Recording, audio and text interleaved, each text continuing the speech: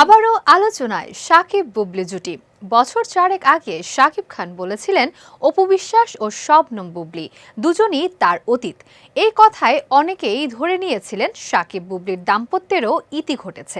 তবে পরে এক সাক্ষাৎকারে বুবলির বক্তব্য নতুন করে আলোচনার ঝড় তোলে। শাকিব বলেছিলেন, অতীত মানে অতিথি, তারা আমার দুই সন্তানের মা, সেই সম্মান ও সম্পর্কটুকু সবসময় থাকবে এতটুকুই। শাকিবের এই কথার পর কেটে যায় 2 বছর।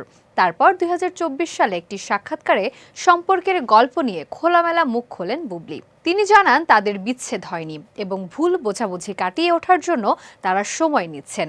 সেই সাক্ষাৎকারে বুবলি বলেছিলেন, আমরা টাইম নিচ্ছি, আমাদের ডিভোর্স হয়নি, একটি দাম্পত্য সম্পর্কে অনেক ভুল বোঝাবুঝি হয়, শেহজাদকে নিয়ে একা সংগ্রাম করছি।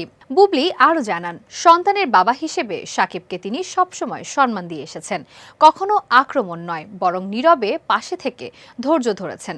কিছু হলে জবাব দিয়েছেন, তবে সীমা মেনে। তাদের নিয়মিত দেখাও হয়।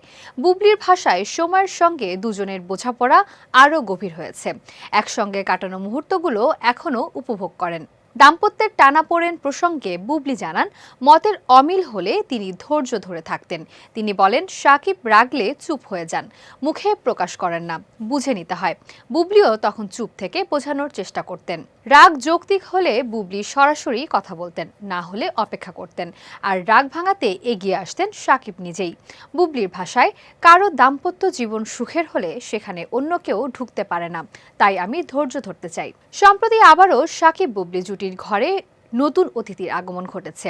এরপর থেকেই সামাজিক যোগাযোগ মাধ্যমে নতুন করে আলোচনায় এসেছে তার পুরনো সেই সাক্ষাৎকার।